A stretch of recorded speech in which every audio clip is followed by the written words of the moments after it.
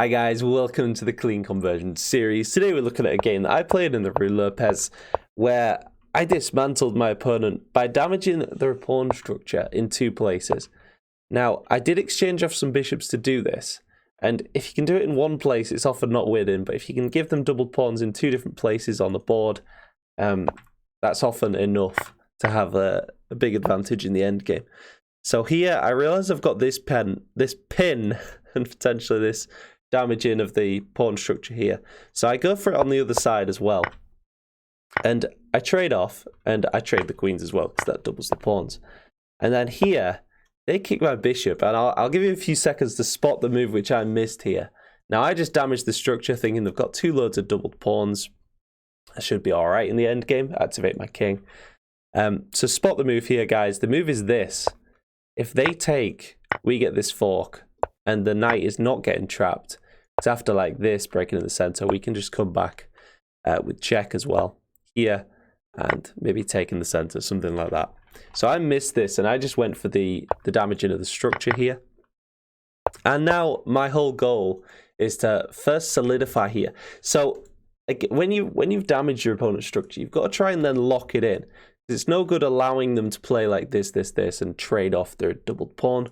So therefore, this move becomes like an idea to try and stop this push, because if push, we've got a lot of coverage. But they can push this pawn, which they do. They just sack the pawn in order to damage my structure, which is probably a good idea on their part. But this gives me a little bit of time to start activating my king. Now, I didn't like this move, because this allowed their bishop to just develop with tempo. I should have gone maybe here with the king. But apart from that, I hit the bishop there. This is a lovely little reroute with the knight. The knight here isn't doing anything. So, bang, hit the bishop, threatening to take, win a pawn. Leave these two pawns as double isolated. So come round, and then again, coming around with tempo on the rook, and again, coming in with tempo on the bishop. So three moves there with tempo, taking the knight from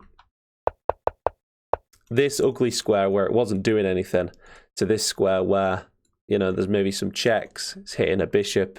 It's in a more advanced position. It's on an outpost square. Just a lovely reroute, if I do say so, guys. So their only good piece now is the rook on this open file. So I trade it off. And one slow move from black, and my rook comes in. And the black is sort of immobilized here. I think they'd love to play this move to just step out of the pin, but knight covers that square on this lovely outpost that the knight's on. So all they can really hope to do is like this in order to let rook protect, but then they still can't move the bishop. The position is just completely immobilized here for black. And guys, take away from this video, often we don't realize we've got a dangerous pawn until we start pushing it. But like even this here, it's a queen. You know, I know it's far back, but it's coming up the board.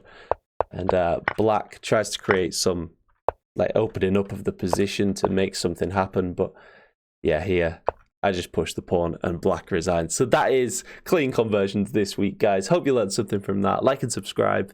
If you want to book a chess lesson, link in description. And yeah, see you next time. Cheers.